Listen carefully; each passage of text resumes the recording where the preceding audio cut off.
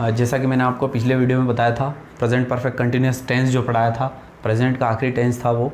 उसके बाद में मैं आपको आज पढ़ाने जा रहा हूँ पास्ट, जो कि पास्ट टेंस होता है। प्रेजेंट के बाद जो पास्ट टेंस आता है उसका नंबर आता है, और पास्ट टेंस के हम चारों पढ़ेंगे। इसके बीच में मैं आपको एक वीडियो और जो बेसिक वाला दूंगा।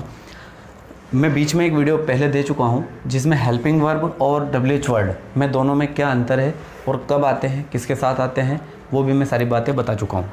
मैं आज जो है वीडियो दे रहा हूँ आपको पास्ट टेंस का। पास्ट टेंस, अब पास्ट टेंस में होता क्या है, जैसे उस दिन बताया था मैंने, कोई काम जो हम पास्ट में कर रहे हैं, जो पास्ट टेंस उसको कहते हैं। और पास्ट सिंपल टेंस जो होता है, पास्ट सिंपल या इंडेफिनिट भी बोलते हैं, पास्ट सिंपल टेंस वो होता है कोई काम भूतकाल में किया और वो हो गया है, या भूतकाल में किया गया काम हो, वो पास्ट सिंपल टेंस होता है। इसका जो अर्थ होता है वो साधारण भूतकाल, साधारण, इसको साधारण भूतकाल के नाम से जानते हैं। अब पास्ट की बात है तो चाइल्डहुड की बात है, अपने बचपने की बात है, पुरानी बात है, ये पास्ट में आएगी। जैसे पास्ट को मैं एक चीज़ और बता देता हूँ कि यूज़ टू, पास्ट के अंदर यूज़ टू का भी प्रयोग किया जाता है, जो कि मैं आपको पूरा जो मॉडल का जो पार्ट दूंगा उसके अंदर यूज़ टू आएगा आपका। यूज़ टू मीन्स आदत, पास्ट की आदत के बारे में बताता है इसमें। पास्ट की जो आदत होती है, ऐसा कह सकते हैं भूत की जो आदत, जो हैबिट, या पास्ट की हैबिट, पास्ट हैबिट जिसको बोला जाता है। पास्ट हैबिट, पास्ट की आदत, भूत की आदत, यूज़ टू का भी इसमें प्रयोग किया जाता है। तो मैं आपको आज वेरी सिंपल, बहुत आसान तरीके से समझाऊंगा पास्ट सिंपल टेंस को, कि पास्ट सिंपल टेंस होता क्या है, इसके जो किन किन शब्दों से इसको पहचान लिया जाता है। तो पास्ट सिंपल टेंस, इसकी जो पहचान होती है, मैंने कहा था कि गया, लिया, खाया, पिया, दौड़ा या था। मैंने खाना खाया था, मैंने कक्षा 10वीं पास की थी। इस तरीके से जो है इसके अंदर सेंटेंस आते हैं, और हिंदी के जो सेंटेंस होते हैं उनको पहचान लिया जाता है इन शब्दों से। अगर इन शब्दों से हम पहचानेंगे तो हम बहुत आसानी से सेंटेंस को कर पाएंगे, उसको ट्रांसलेट कर पाएंगे। मैं बहुत इजी तरीके से समझाने की कोशिश कर रहा हूँ। हम यहाँ पर जो है इसका जो अफर्मेटिव फार्मूला होता है वो देना चाहूँगा। अब इसके अंदर हमने एक चीज़ और बता देता हूँ कि जो चार्ट दिया था, उस चार्ट के अंदर मैंने ये चीज़ बताई थी कि आपका अफर्मेटिव सेंटेंस के अंदर V2 यूज़ होगा ऑल सब्जेक्ट के साथ, चाहे यहाँ पर सब्जेक्ट आपका I, we, you, they, he, she, it, name कोई भी हो, आपको V2 यूज़ करना है। जब आप इसका नेगेटिव करने जाएंगे तो डीड यूज़ होगा आपका, डीड प्लस V1 हो जाएगा। ये V2 जो है V1 में चेंज हो जाएगा, जो मैंने आपको चार्ट में दिया था। इंट्रोगेटिव करने के लिए आपको डीड को आगे लाना है, V1 ही लगेगा इसमें, इस तरीके से। अब मैं बात कर रहा हूँ यहाँ पर फार्मूले की। तो आपका जो फार्मूला होता है वो सब्जेक्ट, V2 और ऑब्जेक्ट, कुछ नहीं करना है, बहुत सिंपल है। इसका नेगेटिव का formula subject plus did not plus V1 plus object, ये इसका एंड नेगेटिव का फार्मूला है। अगर हम इंटेरोगेटिव करने जाएंगे, प्रश्नवाचक बनाने जाएंगे, तो did plus subject plus V1 plus object plus question mark, ये आपका इंट्रोगेटिव सेंटेंस का फार्मूला है। अभी आपके फार्मूले तो हो गए यहाँ पर। अब इस फार्मूले से हमें सेंटेंस को सॉल्व करना है, तो हम किस तरीके से करेंगे। एक एग्जांपल ले लेते हैं कि मैंने खाना खाया था। मैंने खाना खाया था। अब खाया था के लिए वाज लगता है, लेकिन यहाँ पर वाज नहीं लगा सकते। तो यहाँ पर जो हमें टेंस के अकॉर्डिंग चलना पड़ेगा। तो आई, खाना जो है वो ईट है, और ईट की जो सेकेंड फॉर्म है वो एट होती है। तो आई एट, और ये जो खाना है ये वो है जो हमारे प्लेट में सजा हुआ है। तो आई एट फूड, आई एट फूड। अब ये आपका अफर्मेटिव सेंटेंस है, इसको नेगेटिव हम करने जाएंगे। तो आई सब्जेक्ट है, डिड नॉट आपका जो है फार्मूले से है तो फार्मूले में फिट करना पड़ेगा। तो डिड नॉट प्लस, या प्लस यहाँ नहीं तो यहाँ पर सेंटेंस को देखेंगे हम तो सब्जेक्ट डिड नॉट फार्मूले से लेते हैं। आई डिड नॉट, V1 जो है वो एट जो है वो ईट में चेंज हो जाएगा, फर्स्ट फॉर्म में आ जाएगा ये। I did not eat food, I did not eat food. आप अगर इसको इंटरोगेटिव करने जाएंगे, प्रश्नवाचक बनाने जाएंगे, तो आपको करना क्या है, डिड को आगे लाना है। डिड के बाद में सब्जेक्ट लगता है, ये डिड सब्जेक्ट डिड आई, फिर इसका जो है V1 ET लगेगा, did I eat food, question mark लगाएंगे। ये इस तरीके से आप सेंटेंस को सॉल्व कर सकते हैं। इसके अंदर मैं बहुत इजी सेंटेंस भी दे रहा हूँ, कुछ टफ भी दूंगा जो आपको एग्ज़ाम में खास करके पूछे जाते हैं। 10th और 12th के एग्ज़ाम में अक्सर पूछे जाते हैं, उस टाइप के सेंटेंस मैं आपको बताऊँगा कि वो कैसे होते हैं, जो आपको यहाँ से मिलेंगे अभी सेंटेंस। लेकिन पहले इजी सेंटेंस कर लेते हैं। जैसे दूसरा हम एग्जांपल करने जाते हैं, यहाँ देखते हैं तो वे क्रिकेट मैच जीत गए। अब आप सोचेंगे कि जीत गए तातीते, लेकिन यहाँ पर गए वर्ड भी है आपका, तो गए आपकी जीत गए, ये एक पास्ट का है, इसीलिए वे क्रिकेट में जीत गए। तो यहाँ पर हम अफर्मेटिव बनाएंगे तो दे, V2 लगाना पड़ेगा जीतने के लिए, तो वॉन हो जाएगा, विन का वॉन होता है। They won cricket match, they won CRICK, they won, इसका they won cricket match, they won cricket match. आप इसको नेगेटिव कर सकते हैं, दे डिड, फार्मूले से है, फार्मूला भी देखते जाइए।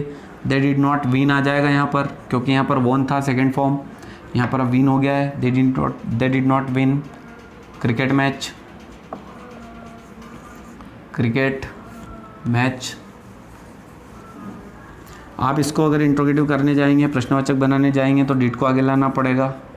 Did they win cricket match, question mark. इस तरीके से आपका दूसरा सेंटेंस हुआ। आप जो पास्ट में जो बात हुई उसके बारे में टेंस है, ये दूसरा आपका एग्जाम्पल है। अगर हम तीसरा एग्जाम्पल देखने जाएंगे तो तीसरा एग्जाम्पल भी कर सकते हैं यहाँ पर। तो तीसरा एग्जाम्पल हम लेते हैं कि थर्ड जो एग्जाम्पल होगा आपका, उसने पढ़ाई की। अब उसने पढ़ाई की, किसने पढ़ाई की? अब यहाँ पर कुछ पता नहीं चल रहा है कि वो सब्जेक्ट हमारा ही है, सब्जेक्ट हमारा शी है, सब्जेक्ट हमारा ईट है, सब्जेक्ट हमारा नेम है, क्या है, कुछ भी नहीं है। इसीलिए उसने पढ़ाई की, तो हम यहाँ पर ही भी लगा सकते हैं, शी भी लगा सकते हैं। तो इसका अफर्मेटिव बनाने के लिए आप ही लगा सकते हैं। ऑब्लिक भी लिख रहा हूँ मैं, ही शी, कोई भी लगा दें, कोई दिक्कत नहीं है। ऑब्लिक इसीलिए किया है, या तो ही लगाएं, शी लगाएं। Studied, STUD, studied. इसका नेगेटिव करने जाएंगे आप तो ही या शी जो भी है, डिड नॉट स्टडी। अब यहाँ पर जो ये स्टडीड था, ये आपका V2 था, ऑब्जेक्ट नहीं है इसमें, इसीलिए यहाँ पर स्टडी जो है फर्स्ट फॉर्म में आ गया है। इंट्रोगेटिव करने जाएंगे तो यहाँ पर डिड, ही या शी जो भी है, ही शी स्टडी और क्वेश्चन मार्क। ये आपका इस तरीके से थर्ड सेंटेंस हुआ। तो ये भी आप कर सकते हैं, इस तरीके से लिख सकते हैं और बहुत सारे सेंटेंस को बना सकते हैं। बस इसकी शर्त ये है कि आपको रूल्स को फॉलो करना पड़ेगा। जो आपको फार्मूले दिए, इन फार्मूले के हिसाब से आपको सेंटेंस बनाना पड़ेगा। वर्ब आप कोई सी भी उठाइए, वर्ब आप कोई सी भी ले लीजिए, चलेगा, आप बना सकते हैं, बहुत आसानी से सेंटेंस को बना सकते हैं। मैं बात कर रहा था इसके बाद, कुछ 3 एग्जाम्पल के बाद मैं जो बताने जा रहा हूँ, आप जब क्वेश्चन टैग बनाते हैं, जब क्वेश्चन टैग बनता है तो उस क्वेश्चन टैग के अंदर जो 10th और 12th क्लास के जो स्टूडेंट है खास करके, उनके लिए क्वेश्चन टैग जो बनता है वो इस तरीके से सेंटेंस मिलते हैं आपको। किस तरीके से मिलते हैं मैं बताता हूँ कि मोहन ने, एक एग्जांपल ये भी ले लेते हैं, क्वेश्चन टैग जो होता है उसमें मोहन ने उसका काम किया या मोहन ने अपना काम किया, मोहन ने अपना काम किया। यह आपका जो है एक सेंटेंस हुआ कि मोहन ने अपना काम किया। क्वेश्चन टैग भी बनाएंगे हम, मैं क्वेश्चन टैग का एक अलग से वीडियो दूंगा। इसका हम अफर्मेटिव बनाते हैं, देखते हैं कि मोहन सब्जेक्ट है हमारा, तो मोहन। अब काम किया, काम करना, किया मीन्स करना, करना मीन्स डू, डू। यहाँ पर मोहन डू का सेकेंड फॉर्म जो है वो डीड आनी चाहिए। Mohan did his, Mohan did his work. Mohan ने अपना काम किया, मोहन डिड हिज वर्क। अब इसका नेगेटिव करने जाएंगे तो मोहन आपका जो है अफर्मेटिव में मोहन आपका जो है सब्जेक्ट है, V2 आपका डीड है। यहाँ पर डीड क्यों? क्योंकि मैंने बताया था कि डू जो होती है, डू आपकी फर्स्ट फॉर्म होती है, डीड आपकी सेकंड फॉर्म होती है। वर्ब में अगर देखते हैं आप तो वर्ब के अंदर अगर जाएंगे तो डू डिड और डन होती है आपकी फिर थर्ड फॉर्म, डन के बाद डूइंग होती है और डूइंग के बाद डज होती है। ये आपकी फिफ्थ फॉर्म होती है, ये आपकी फर्स्ट फॉर्म है, ये सेकंड फॉर्म है, ये फिफ्थ फॉर्म है। इन दोनों को हेल्पिंग वर्ब में यूज़ नहीं किया जाता है, लेकिन ये और ये डू डिड डज ये हेल्पिंग वर्ब में भी यूज़ होती है और मेन वर्ब में भी यूज़ होती है, दोनों जगह यूज़ होती है। इसीलिए मोहन डिड हिज वर्क। अब हम इस फार्मूले में फिट करते हैं। सब्जेक्ट हमारा मोहन है, मोहन। अब मोहन के बाद में डिड नॉट लगाएंगे हम। अब डिड नॉट क्यों लगाएंगे? क्योंकि ये फार्मूले में, आप इस डिड को नहीं लगाना है अभी, ये डिड नॉट फार्मूले से। तो मोहन डिड नॉट। अब वर्ब की फर्स्ट फॉर्म हमने V2 लगाया था, हमारी V2 डिड है, तो V2 की फर्स्ट फॉर्म जो V1 में जाएगी और V1 आप डिड का जो है डू लगाएंगे तो यहाँ पर डू आ जाएगा। Mohan did not do his work, his work. इस टाइप से क्वेश्चन आपको एग्ज़ाम में ज़रूर पूछते हैं और ये यहाँ पर कन्फ्यूज़न होता है कि यहाँ पर डू क्यों लगा दिए, यहाँ पर डिड नॉट क्यों लगा दिए, यहाँ पर डिड था। तो इस टाइप से जो क्वेश्चन है वो हमें कंफ्यूज करते हैं। तो हमें ये देखना है फार्मूले के हिसाब से कि सब्जेक्ट हमारा मोहन है, डिड नॉट हमने फार्मूले से लिया है, वर्ब की फर्स्ट फॉर्म, क्योंकि V2 जो चेंज होता है वो V1 में होता है और V1 हमारा डू है, क्योंकि यहाँ पर डिड था और डिड की फर्स्ट फॉर्म में हम चेंज करते हैं वापस, तो हमें डू मिलता है। इसका इंट्रोगेटिव करना है। इंट्रोगेटिव करने के लिए इस डिड को आगे लाना पड़ेगा, डिड मोहन।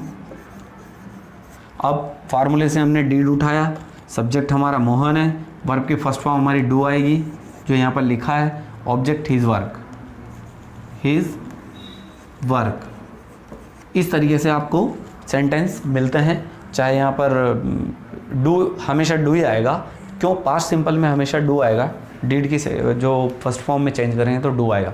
अगर हम प्रेजेंट की बात करेंगे तो वहाँ पर डू और आपका डज दोनों आता है। मैं अलग से एक वीडियो दूंगा जिसके अंदर ये बताऊंगा इस टाइप के सेंटेंस और आपको क्वेश्चन टैग बताया जाएगा उसमें। मैं अगला जो वीडियो इसके बाद, इस टेंस के बाद जो अगला वीडियो दूंगा वो क्वेश्चन टैग का दूंगा, क्वेश्चन टैग बनता कैसे है। तो इसके बाद में आप देखेंगे एग्जाम्पल अगर देखने जाएँ हम, और एक एग्जाम्पल और देखते हैं कि वर्षा हुई। चौथा वाला एग्जाम्पल देखते हैं कि वर्षा हुई या बारिश हुई। अब बहुत सिंपल सेंटेंस है, केवल 2 शब्दों का। तो यहाँ पर हम देखेंगे वर्षा हुई, इसका हम अफर्मेटिव बनाते हैं तो ईट लगेगा। ईट क्यों लगेगा? क्योंकि ईट जो है वो वर्षा के साथ लगता है। It rain. अब रेन क्यों लगेगा? क्योंकि मैं आपको बता देता हूँ, यहाँ पर रेन होता है, रेन आपका एक ऑब्जेक्ट भी है, रेन आपकी वर्ब भी है। रेन होता है, फिर रेंड होता है, फिर रेंड होता है, फिर रेनिंग होता है। ये वर्ब की फॉर्म बता रहा हूँ, रेंस होता है। ये आपकी प्रेजेंट सिंपल में यूज़ होती है, ये फॉर्म है। तो आपका यहाँ पर जो है रेंड, हमें सेकंड फॉर्म यूज़ करना है क्योंकि पास्ट सिंपल में सेकंड V2 का यूज़ करते हैं। V2 यूज़ किया हमने, इसका नेगेटिव बनाइए। It did not rained, it did not rain क्यों? It did not ran, it did not ran, ran इसलिए आएगा क्योंकि ये फर्स्ट फॉर्म V1 में यूज़ होगा फिर से। It did not ran, object इसमें नहीं है, आप इसका इंट्रोगेटिव बनाने जाएंगे तो डिड लगाइए, डिड, और आपका जो डिड के बाद में आएगा इट, डिड इट रैन, और क्वेश्चन मार्क लगाइए। इस तरीके से सेंटेंस हुआ। यहाँ आपका पास्ट सिंपल मैंने बहुत अच्छी तरीके से क्लियर किया है। अगर आपको फिर भी किसी प्रकार की कोई परेशानी हो कमेंट बॉक्स में जाइए और मुझे लिखिए, तो मैं अगर आपको ज़्यादा परेशानी होगी फिर से एक बार फिर से एक्सप्लेन कर दूँगा, या आपको ज़्यादा दिक्कत हो तो आप वीडियो को रिवर्स करके देखिए और चैनल को सब्सक्राइब करिए। Best of luck.